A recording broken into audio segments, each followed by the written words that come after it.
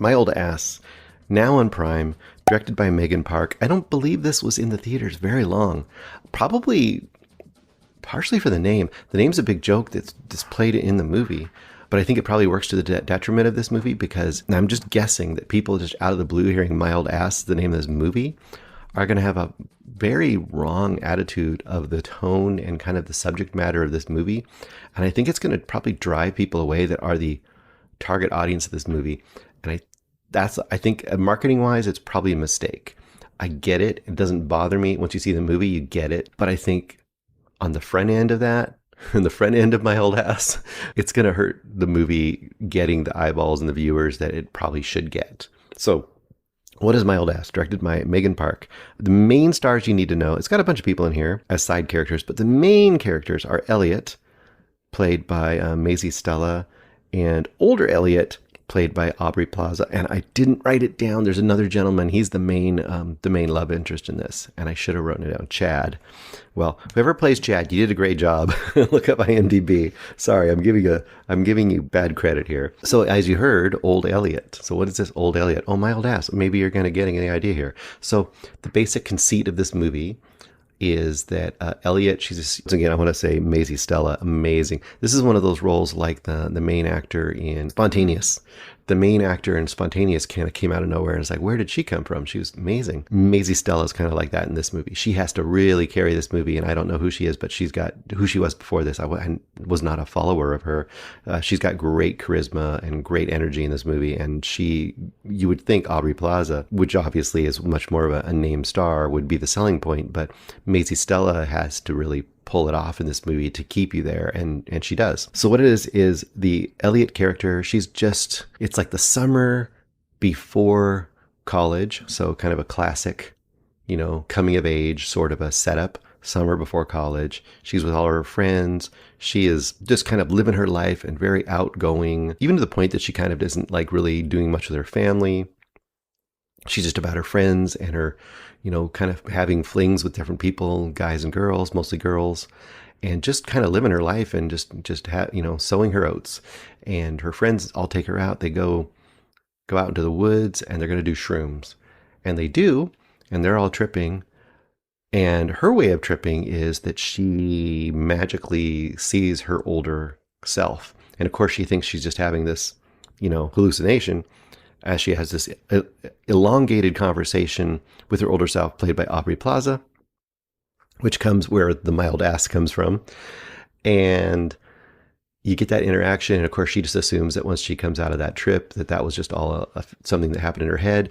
But lo and behold, there really was some kind of a communication between her and her future self.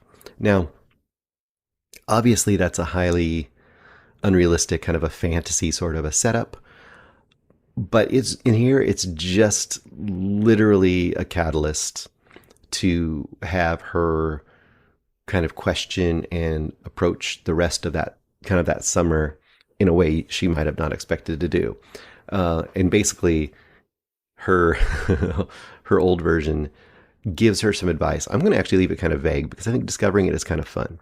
And it sounds like a Lifetime movie kind of setup, right? It's a very kind of a unrealistic, saccharine sort of setup to get her to realize the value of life that she currently is living. I mean, that's kind of the idea of it. And her older self, kind of like if she even asked her older self, you would say like, what do I need to know?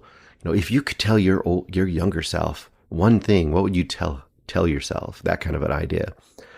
And her older self does tell her a couple things, but her older self is also like not giving her all the information because she wants her to still enjoy it and be surprised and actually live her life.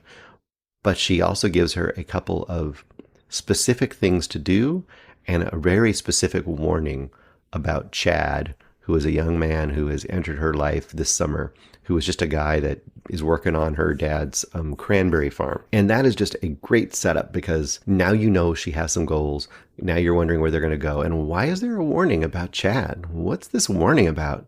So it sets up a basic dramatic situation for kind of romance and kind of emotional family drama and all that kind of stuff. This could easily be played as a really saccharine, really sappy, really cloying sort of a sentimental coming of age sort of a story. I think that this is much more subtle and endearing than that.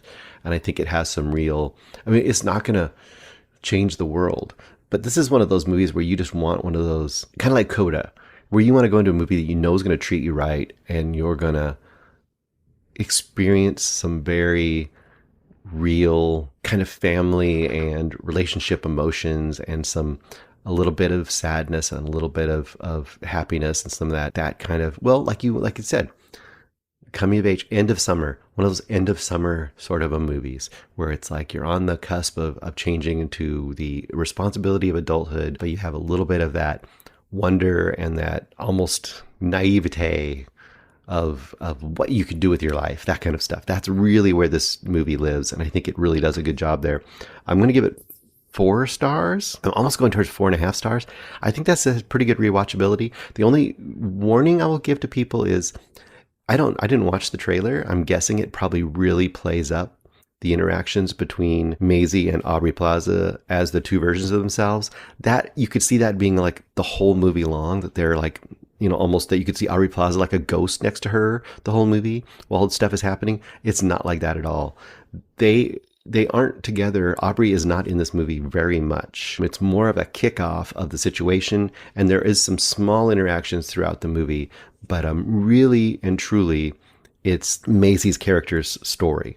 So keep that in mind when you go into it, so you're not disappointed, I guess I would say. And hopefully they didn't market it too hard in the both of them being together the whole movie, because if they did, I think some people would have been disappointed and saying like, well, where's Aubrey? Because Aubrey's great and you love Aubrey. She is great and she's really good in this. And the moments that she has, not even moments, but I would say there are 2 very key scenes and then some other little moments throughout. The 2 key scenes that they are together are really, really work, and you need those because they're kind of the anchor and the turning points of this movie. But yeah, this is a great movie to go check out on Amazon Prime, and I feel like one that could easily kind of slip through the cracks because it doesn't look like anything special, and I think it's kind of special. It's pretty good. I like this movie quite a bit.